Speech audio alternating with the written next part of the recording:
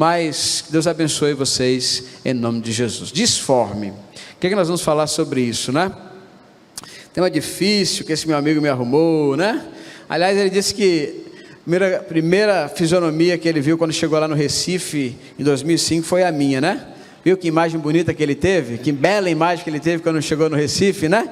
Ele pensou assim, que cidade linda essa Recife. Depois ele viu que não era bem assim, né? Mas é porque não era tão bonito assim. As pessoas de lá são lindas, tá? Tem alguém de Recife aqui? Tem alguém de Recife? Olha lá, o povo de Recife é lindo, tá? Né? Mas é porque eu estava lá e tal. Então é isso, né? Gente, disforme. No princípio o Senhor criou todas as coisas, né? É isso que a palavra nos diz lá no livro do Gênesis. E o mundo era sem forma, a terra era sem forma e vazia, apenas o Espírito de Deus pairava sobre a face das águas. Depois Deus criou todas as coisas. Aliás, João, quando escreve o Evangelho, falando a respeito do Logos, da palavra, do Verbo, disse que este Verbo que nós conhecemos, Jesus, naquele momento da criação, naquele momento em que a terra era disforme e foi tocada pelo dedo de Deus, naquele momento Jesus também estava lá, porque Jesus é o próprio Deus.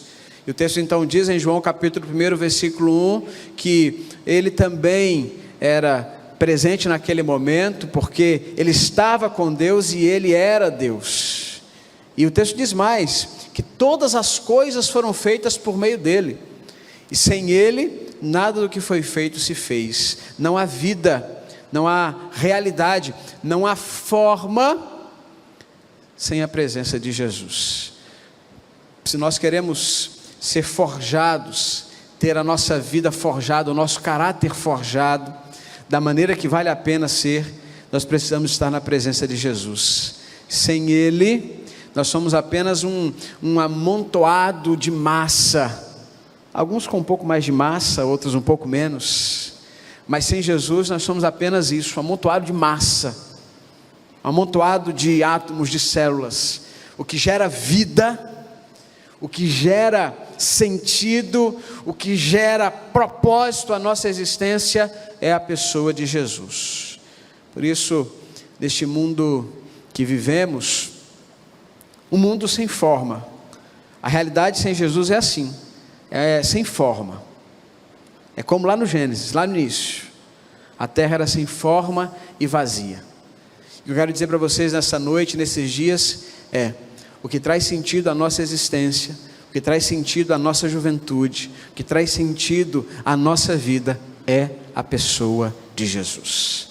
Nele, como nós lemos na divisa que é apresentada neste congresso, nele nós somos transformados, nele nós somos formados, nele nós somos renovados, nele tudo que nós fazemos é feito de uma maneira em que a realização plena alcança as nossas vidas, alcança a nossa experiência de vida, alcança quem nós somos e o que nós fazemos. Queria começar pensando um pouquinho a respeito desse tema tão provocante, tão instigante, que nos faz parar para pensar a respeito da forma que a nossa vida toma diante do mundo e diante de Deus. Quando nós estamos no mundo, porque estamos no mundo, porque somos do mundo, e o próprio Jesus, quando ora a nosso respeito, a respeito dos seus discípulos, de nós também, em João capítulo 17, ele mesmo ora ao Pai e diz, e pede, não peço que os tire do mundo. Nós pertencemos a este mundo, nós pertencemos a essa realidade. A grande questão é, diante desta realidade que nos cerca, qual é a forma que nós temos? Quais são os valores que nós cultivamos? Quais são os princípios que nós carregamos? O que nos define neste mundo? Quem nós somos no mundo em que estamos? Se você procurar no dicionário, você vai encontrar algumas definições para a palavra disforme.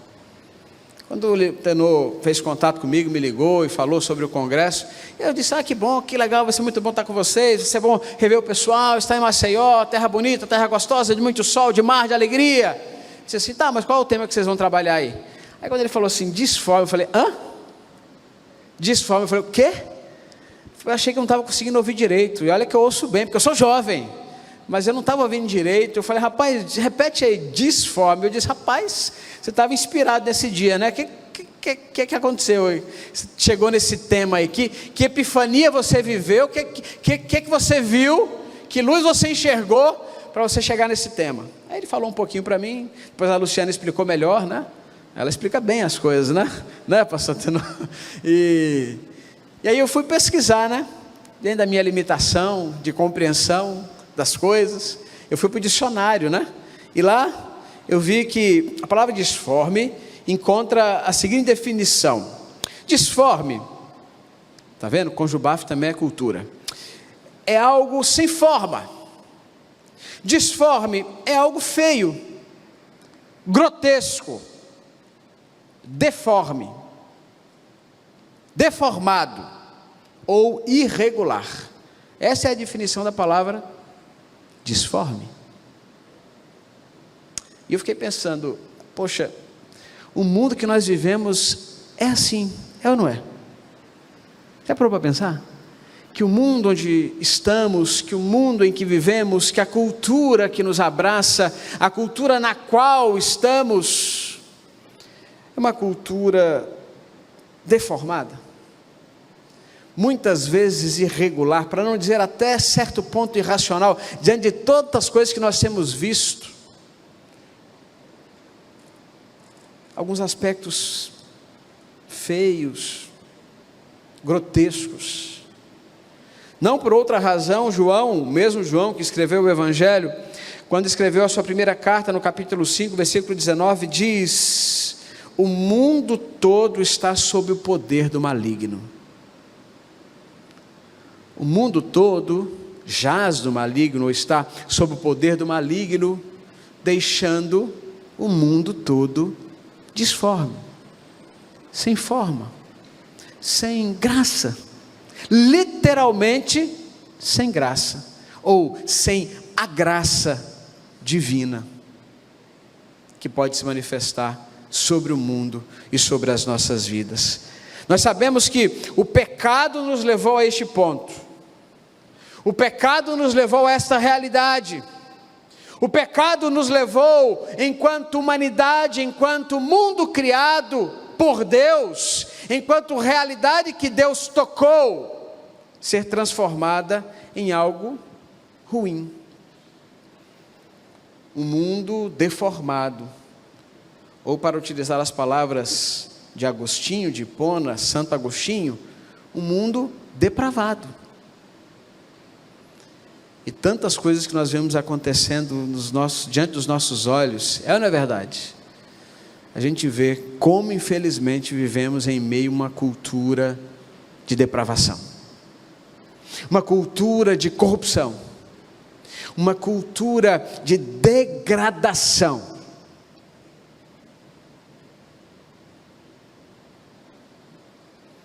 Mas nós somos chamados a algo diferente. E é interessante porque o mundo é disforme, ou seja, sem forma, degradado do ponto de vista moral, depravado, enfim, longe de Deus. E ao mesmo tempo a palavra de Deus nos diz para sermos disformes. E eu vou explicar o que eu quero dizer para vocês. Veja, disforme significa isso que eu falei, certo? É algo que não tem forma, algo que é irregular, algo que é deformado. Mas a palavra de Deus nos diz que nós precisamos ser disformes. Como? Vamos tentar descobrir isso nesses dias? Sim? Sim ou não? Todo mundo comigo? 1, 2, 3, terra chamando. Legal? Vamos abrir a palavra de Deus? Pega a sua Bíblia, ou então o seu celular, porque eu sei que tem a Bíblia no celular. Tem ou não tem? Abra aí o celular, acessa a palavra de Deus, ou abra a sua Bíblia na carta que Paulo escreveu aos Efésios. Vamos lá, Efésios capítulo 4. Puxa, pode ir aqui, ó, por favor. Obrigado. Como é que é o seu nome? Geraldo. Como é que é o seu nome? Geraldo. Geraldo, vem cá, cara. Peraí, rapaz, vai pra onde? Chega aí.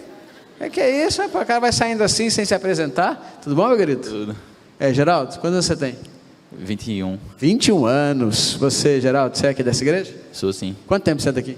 Muito tempo. Muito tempo, não dá nem para contar, né? Agora aquela pergunta que não quer calar. Você tem namorado? Tenho sim. Ela tá aí? Tá aí? Tá não, ficou em casa. Mas ela vem depois, né? Vem. Legal. Então tá bom. Palmas pro Geraldo, gente. E pra namorada dele também. Obrigado, Geraldo. Poxa, tem namorado, fazer o quê, né, gente? Mas tem gente solteira aí, não tem? Tem muita! Pessoal solteiro aí, ó. Rapaz, eu vim para esse congresso aqui, meus irmãos, mas eu vim assim um pouco preocupado, porque minha filha tem 15 anos, vai fazer 15 anos, falei para vocês, e ela foi participar nesse final de semana, está tendo um acampamento lá dos adolescentes, lá do estado. E, poxa, se eu não estivesse aqui, com certeza eu estaria lá agora. Eu acho que eu ia montar acampamento do lado do acampamento, só para ficar, né, cuidando, né, vigiando, mas agora tenho que literalmente entregar para Deus, né, porque eu estou a sei lá quantos quilômetros de distância, nem sei a distância de Brasília para Maceió, mas e ela foi solteira, né, eu espero que ela volte assim também, né, me ajude em oração também, por favor, se você lembrar, o nome dela é Manuela. Efésios capítulo 4, abra aí, ou acesse a sua Bíblia, versículo 20, a leitura é um pouquinho grande, tá? A gente vai ler os versos do capítulo 4, a partir do versículo 20 em diante, e vamos adentrar o capítulo 5 até o versículo 2, diz assim a palavra de Deus: Todavia, não foi isso que vocês aprenderam de Cristo, de fato vocês ouviram falar dele, e nele foram ensinados de acordo com a verdade que está em Jesus. Quanto à antiga maneira de viver, vocês foram ensinados a despir-se do velho homem que se corrompe por desejos enganosos, a serem renovados no modo de pensar e a revestir-se do novo homem, criado para ser semelhante a Deus em justiça e em santidade provenientes da verdade. Portanto, cada um de vocês deve abandonar a mentira e falar a verdade ao seu próximo, pois todos somos membros de um mesmo corpo. Quando vocês ficarem irados, não pequem, apaziguem a sua ira antes que o sol se ponha, e não deem lugar ao diabo. O que furtava, não furte mais, antes trabalhe, fazendo algo de útil com as mãos, para que tenham que repartir com quem estiver em necessidade. Nenhuma palavra torpe saia da boca de vocês, mas apenas a que for útil para edificar os outros, conforme a necessidade, para que conceda graça aos que a ouvem. Não entristeçam o Espírito Santo de Deus, com o qual vocês foram selados para o dia da redenção. Livrem-se de toda amargura, indignação e ira, gritaria e calúnia, bem como de toda a maldade. Sejam bondosos e compassivos uns para com os outros, perdoando-se mutuamente, assim como Deus os perdoou em Cristo. Portanto, sejam imitadores de Deus, como filhos amados, e vivam em amor, como também Cristo nos amou e se entregou por nós, como oferta e sacrifício de aroma agradável a Deus. Amém. Que Deus possa abençoar a sua palavra lida em nossos corações. É assim, meus queridos irmãos, que o mundo se apresenta para nós. Um mundo sem forma, como eu disse, irregular, deformado, um mundo decaído por conta do pecado. E Paulo, nos versos anteriores a estes versos que nós lemos, depois você pode marcar e ler na sua Bíblia, ele fala de algumas marcas dessa cultura disforme, ou deste mundo sem forma, este mundo sem graça, esse mundo que não é tocado pela graça do nosso Deus, onde a sua manifestação não se mostra visível por conta da presença do pecado na vida das pessoas. Não que a graça seja menor do que o pecado, pelo contrário. O próprio Paulo diz que onde o pecado abundou, a graça superabundou, transbordou. Deus pode todas as coisas, Deus pode mudar todas as realidades, Deus pode fazer nascer do pó, como fez com o homem. Ele deu forma ao pó, e por isso nós estamos aqui. Mas por conta da escolha humana, de desobedecer a Deus, de afrontar a Deus, de negar a palavra que Deus lhe dera, ou lhe tinha dado, coma de todas as árvores, do fruto de todas as árvores, menos da árvore deste fruto, porque no dia que você comer desta árvore, você vai morrer. Só que o homem, e a mulher também, viram que o fruto daquela árvore era um fruto desejável, aparentemente saboroso, que poderia, segundo as palavras da serpente, conceder consciência a respeito do bem e do mal, compreender todas as coisas e ter o mesmo poder que o próprio Deus tinha. E eles então pegaram e comeram do fruto, trazendo a um mundo que houvera sido tocado por Deus, que havia recebido forma por causa de Deus, se tornar decaído. O mundo criado por Deus, formado por Deus, decaiu. Também Paulo diz que a natureza criada aguarda com ansiedade a sua restauração, em contato com a graça divina, através da graça que entra em contato com as nossas vidas. E Paulo, quando escreve esse texto falando a respeito daquilo que nós aprendemos de Cristo, assim ele começa o texto no versículo 20, todavia não foi isso que vocês aprenderam de Cristo. Ele começa a dizer o que nós podemos aprender na pessoa de Jesus, na presença de Jesus, para que os ensinamentos de Cristo tragam forma à nossa vida. Mas ele começa com essa expressão, todavia, no entanto, porém, não foi isso que vocês aprenderam de Cristo. Ele estava falando do que antes estava presente na vida daqueles que haviam entregado a sua vida a Jesus. Eles estavam dizendo assim, olha, antes de Cristo, por conta da condição decaída, por conta do pecado, por conta da depravação, vocês estavam assim. E entre os versos 17 e 19 ele fala a esse respeito.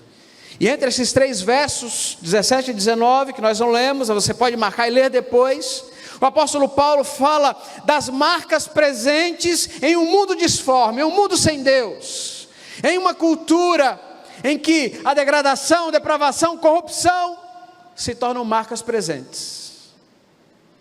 E delas decorrem muitas outras coisas. Dessas marcas decorrem roubos,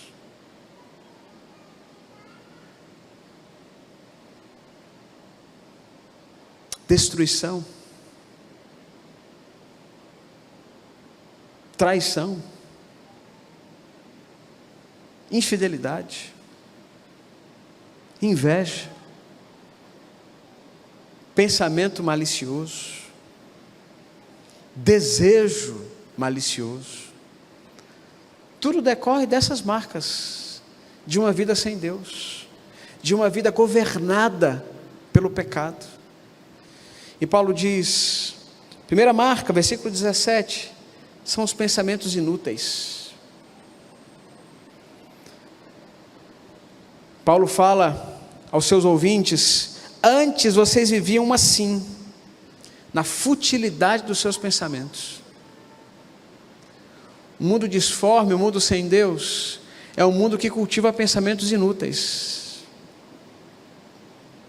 Pensamentos inúteis levam a ações inúteis. Então eu pergunto a você, o que é que tem ocupado a sua mente? Quais são os temas, os assuntos que ocupam as suas conversas, que alimentam o seu pensamento? Eu cresci ouvindo da minha mãe a seguinte frase, teve até um tempo que eu achei que isso era da Bíblia, né? Devia estar na Bíblia, não é possível, minha mãe falava tanto isso. Ela dizia, mente vazia? Ah, você leu esse texto na Bíblia também? Você leu na Bíblia também? Bom, eu nunca li, até procurei, mas nunca li. Mas não é que tem verdade nisso aí, gente? Que a gente está lá sem fazer nada, de bobeira, então começa a pensar umas coisas, né? É ou não é verdade? Diz assim, gente, como é que eu comecei a pensar nisso? Não, Senhor, me perdoe. Fico até meio preocupado quando penso algumas coisas. É ou não é verdade? Cuidado com o que a gente pensa. Nós precisamos cuidar dos nossos pensamentos, porque pensamentos que não edificam são marca de uma cultura, de um mundo disforme, de um mundo sem Deus. Quer ver outra coisa? Uma mente obscura. O apóstolo Paulo diz no versículo 18 que aqueles que estão sem Deus permanecem com seu entendimento obscurecido. Uma mente obtusa. Uma mente onde não reside, onde não está presente o discernimento espiritual. É a mente que alimenta a cultura do tudo pode, tudo vale. Tudo que eu quiser. Tudo que eu puder. Mente obscura, mente obtusa. A mente do vale, do passe livre, de pensar, de fazer o que bem entender, sem querer dar satisfação a quem quer que seja, e sem se importar com quem quer que seja, é marca de um mundo sem Deus, é marca de um mundo disforme. E finalmente, no versículo 19, Paulo fala de um coração duro. Ele usa até um verbo, no grego, poroses, que dá a ideia de algo impenetrável, que não pode ser penetrado. Duro, sabe? Duro mesmo, igual pedra, igual rocha. Um coração que não é transformado, um coração que não é quebrantado, um coração que não se torna ensinável na presença de Deus, um coração que não se permite aprender, é marca de um mundo disforme. Pensamentos, entendimento, compreensão, cognição e coração devem estar rendidos ao Senhor. Senão, nós estaremos em meio à disformidade deste mundo, e viveremos, nas palavras do apóstolo Paulo, uma vida impura.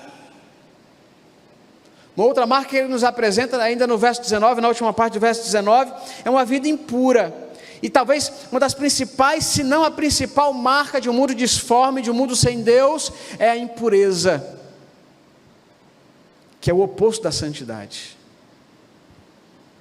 A impureza não é apenas sujeira do ponto de vista material, é sujeira do ponto de vista da existência.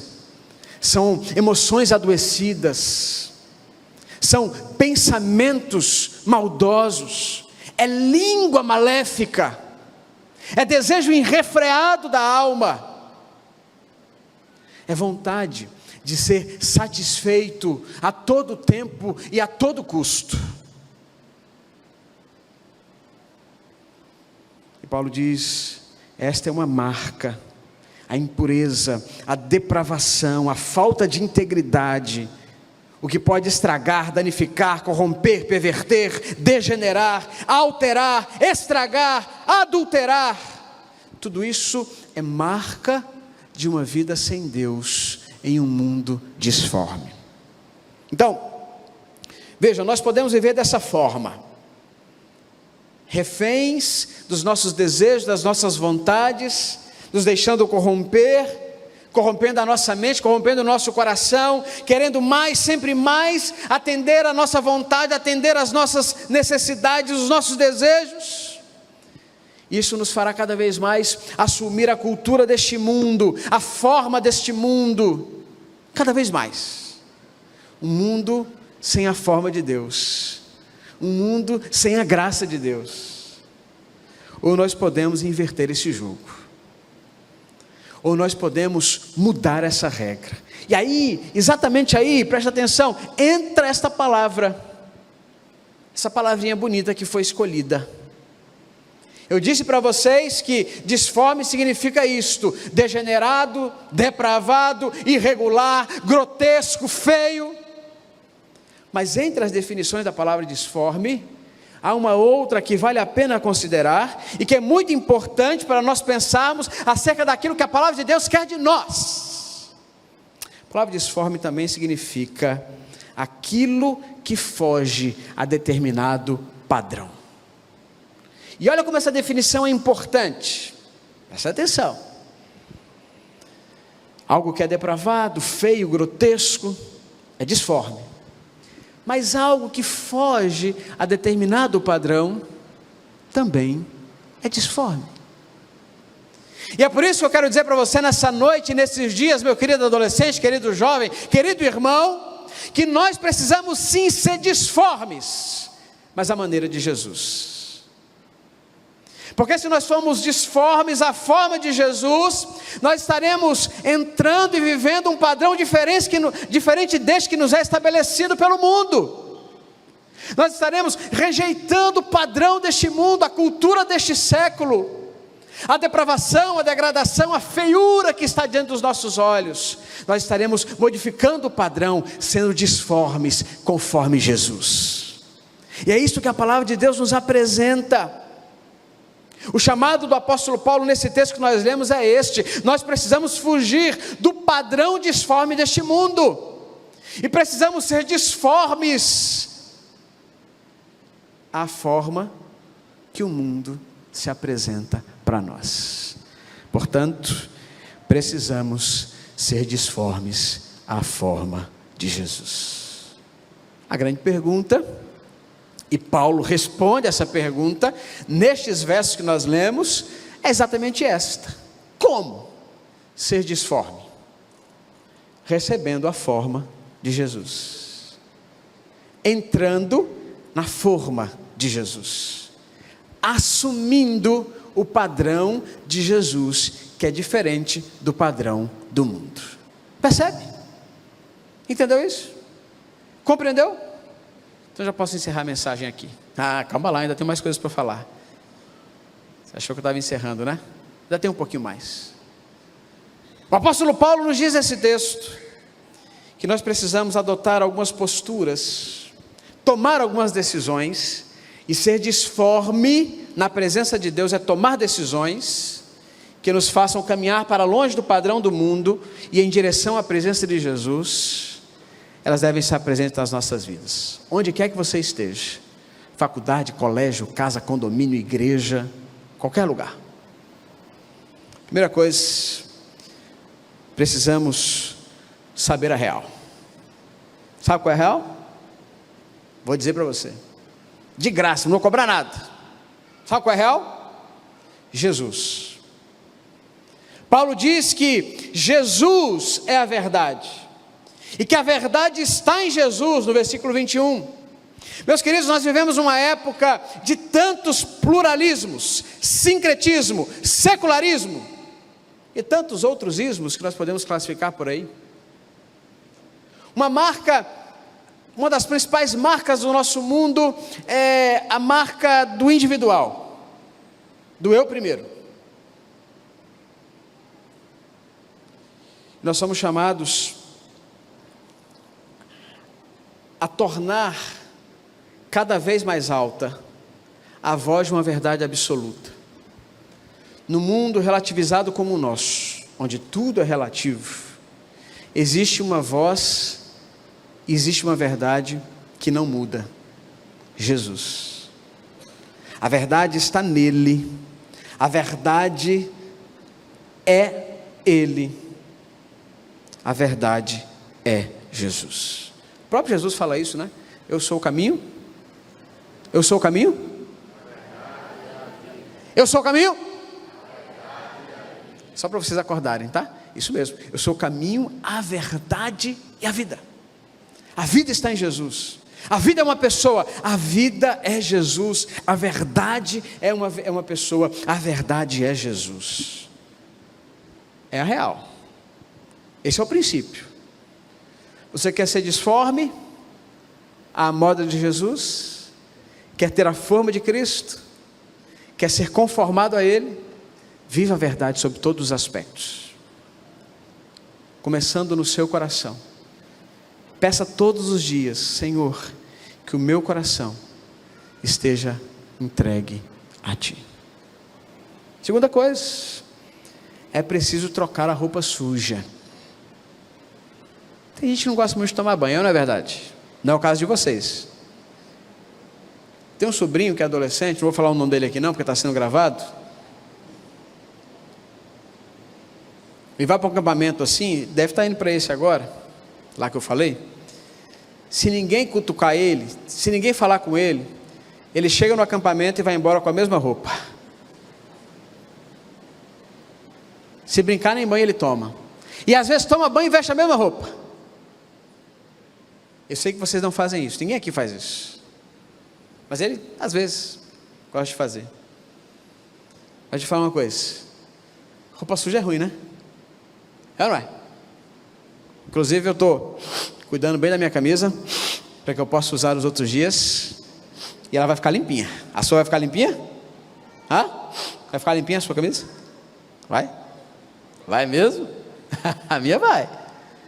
Sabe por quê? Roupa suja não é legal, né? Hein? Roupa suja, poxa, a gente fica desconfortável, né? Chega num lugar assim, gente, coisa estranha aqui, né? Aí você faz discretamente assim: ah não, graças a Deus não sou eu. É ou não é? É ruim, é chato, é desconfortável. E Paulo está dizendo aqui que nós precisamos trocar roupa suja. Sabe qual é a roupa suja? É a vivência do velho homem, ou do homem sem Cristo. O apóstolo Paulo diz no versículo 22 que nós precisamos nos despir do velho homem. Olha só, o que Paulo está querendo dizer aqui é o seguinte: você tem que tirar a roupa do velho homem, um homem que é dominado pelos seus próprios desejos, um homem que é dominado pela sua própria vontade, um homem que é corrompido pela sua própria condição de pecado, e você precisa vestir uma nova roupa. Que nova roupa é essa? Jesus. A ação de Jesus na sua vida, a ação de Jesus no seu coração, a transformação que Ele pode realizar em você. Quando nós vestimos a roupa de Cristo, o nosso coração é transformado e nós passamos a viver em santidade. Isso nos torna disformes, diferentes do padrão do mundo e conformados ao padrão de Cristo. Além de saber qual é a real, nós precisamos também mandar a real. Uma vez revestidos por Jesus, transformados por Cristo, não pode haver espaço para mentira nas nossas vidas. Isso aqui é tão sério, tão sério. A gente vive a era das fake news, é ou não é verdade? A gente abre as redes sociais e muitas vezes vê uma vida de fantasia, que se a gente não tiver cuidado com aquilo que nós vemos nos cliques e nos flashes das nossas redes sociais, nós passamos a achar que aquilo ali é a verdade, e só aquilo é a verdade. E muitas vezes atrás de um clique repleto de sorrisos, está uma vida em frangalhos. Muitas vezes atrás de milhares, de centenas de curtidas, está uma vida que derrama as lágrimas, sem conseguir parar. E nós estamos na era em que a verdade parece ser aquela que se define apenas pelo instante em que a foto, em que o clique, em que o post é feito. E aí as notícias falsas começam a brotar, elas começam a plantar, elas começam a pipocar. E chega uma hora que a gente não sabe mais o que é verdade e o que é fake news. O que de fato corresponde à realidade e o que é ilusão, escondida atrás de uma foto bem planejada e executada. E isso, se a gente não tiver cuidado, vai moldando a nossa forma de ver as coisas. E nós vamos abrindo espaço na nossa vida para que entre a verdade e a mentira já não exista separação. Isso é tão sério. Isso é tão sério na palavra, que por mais de uma vez o apóstolo Paulo fala que nós precisamos abandonar a mentira, que o próprio Jesus fala que nós precisamos dizer sim quando o sim for uma verdade e não quando não for uma verdade. Isso é tão sério Se nós queremos ter uma vida disforme, diferente do padrão do mundo e conformados a Deus, nós não podemos prescindir da verdade na nossa vida. Quero dizer para vocês, galerinha, que é jovem há menos tempo do que eu, vocês adolescentes, vocês jovens, vocês todos que estão aqui, não abram mão da verdade, jamais. Não abramos mão da verdade, porque quando nós flertamos com a mentira, nós passamos a ser dominados por ela na nossa vida. Por isso o apóstolo Paulo fala com tanta veemência: abandonem a mentira. Tem um autor chamado Benjamin Bennett, em sua oratória cristã, ele faz uma oração tão linda, eu queria compartilhar com vocês. Ele diz assim: sou grato por qualquer convicção ou percepção que eu tenha do mal da mentira. Senhor, me faz ver que a mentira é algo ruim, é algo maléfico, é algo maligno. E ele ora dizendo assim: Senhor, aumenta a minha repulsa por este mal, e assim eu me esforçarei para limpar-me de toda a imundície. Nunca haverá uma língua mortificada, enquanto houver um coração que não tenha sido mortificado também. Nós precisamos orar, colocar o rosto no pó, nos quebrantar na presença do Senhor e pedir: Senhor, nos livra de toda a mentira, nos livra da maledicência, nos livra da vaidade, nos livra da inveja. Porque se nós queremos ser disformes como Jesus, nós precisamos rejeitar o cão. Desculpa a expressão, tá? Mas é isso mesmo. Nós precisamos rejeitar o diabo. O diabo não pode ter poder sobre as nossas vidas. O diabo não pode determinar as nossas vidas, as nossas falas, as nossas ações. O diabo não pode ter poder sobre a vida daqueles que são conformados a Jesus. Por isso o apóstolo Paulo diz no versículo 27, resistam, não deem lugar ao diabo, não deem espaço a ele, lutem com todas as forças, purifiquem o pensamento, purifiquem o coração, para que o diabo não tenha lugar na vida de vocês.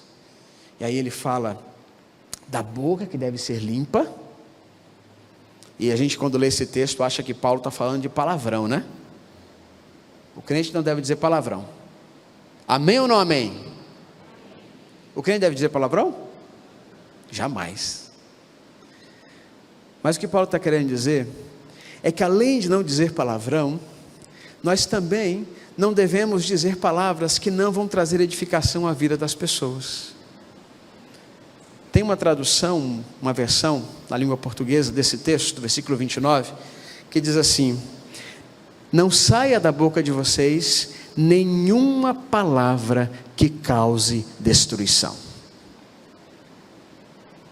E muitas vezes, quando nós estamos, sei lá, na escola, na faculdade, em outro espaço, às vezes até dentro da igreja, a gente fala algo, e a gente sabe que vai machucar, que vai ferir, que vai ofender, que vai prejudicar aquela pessoa.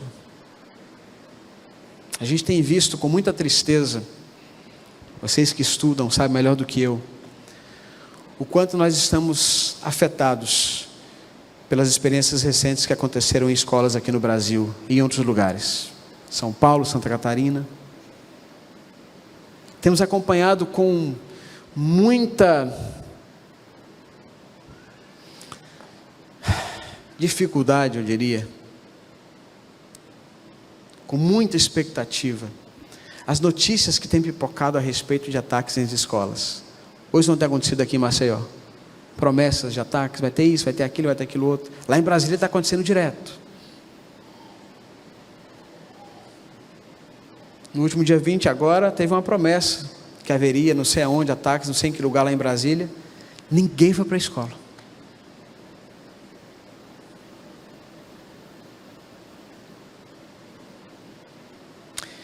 E acompanhando algumas entrevistas de especialistas no tema e lendo algumas reportagens, o que tem tentado se combater muito nas escolas de um modo geral é o que nós classificamos como bullying, que pode favorecer a comportamentos ou a distúrbios de comportamento que na ponta podem levar a situações como a que vimos acontecendo, infelizmente. Não que elas determinem, obviamente. E muitas vezes o bullying é fruto disso. Palavras que são ditas de forma impensada, de forma irrefletida, de forma aparentemente ingênua, mas que pode causar destruição na vida das pessoas. E Paulo está dizendo exatamente isto. Um crente em Jesus, um servo de Deus, um jovem cristão, precisa ser disforme à moda de Jesus e cuidar das palavras que usa com as outras pessoas. Sabe por quê? Porque nós somos chamados a imitar a Cristo. Paulo diz assim, já na mudança do capítulo 4 para o capítulo 5, ele diz assim: meus queridos, meus irmãos, sejam imitadores de Deus. O disforme é este. O disforme, a forma de Cristo, é aquele que tem a sua mente, que tem o seu coração, que tem a sua vida forjada, formada na presença de Jesus. Quem aqui já brincou? Não sei, essa brincadeira acho que não é da época de vocês não, mas poxa, agora eu vou dizer realmente toda a idade que eu tenho. Quem já brincou aqui de o mestre mandou? Levanta a mão. Nossa, vocês brincam de o mestre mandou? Talvez sabia que eu era jovem, maravilha, é a brincadeira da nossa idade mesmo, não é? É ou não é? O mestre mandou, né? Essa brincadeira, deixa eu ver se é a mesma que eu brincava, é aquela que uma pessoa fala e você tem que imitar, é isso mesmo? Sabia que é da nossa época, tinha certeza disso. Todo mundo aqui tem 16, 17 anos, 15 por aí, né? Isso aí. Todo mundo aqui brincou também? O mestre mandou? Não lembra? Deixa eu ver se vocês brincaram mesmo, sabe como é essa brincadeira. O mestre mandou levantar a mão direita. Ih, tem gente que não brincou dessa brincadeira não. Eu vou ensinar para vocês, para que vocês não, quem não brincou ainda, vai aprender hoje. É assim, o mestre, aqui sou eu nesse caso, só agora, dá um comando, e você precisa repetir esse comando. É assim ou não é? Mais ou menos, né? Então vamos lá, quem não brincou, agora vai aprender, vai brincar com a gente. O mestre mandou levantar a mão direita. Tem gente que ainda não brincou dessa brincadeira. O mestre mandou levantar a mão esquerda. O mestre mandou ficar de pé. Maravilha, todo mundo brincando. Aquela jovem não está brincando de o mestre mandou, mas ela vai brincar agora, vai ficar de pé. Olha lá. O mestre mandou dar um abraço em alguém.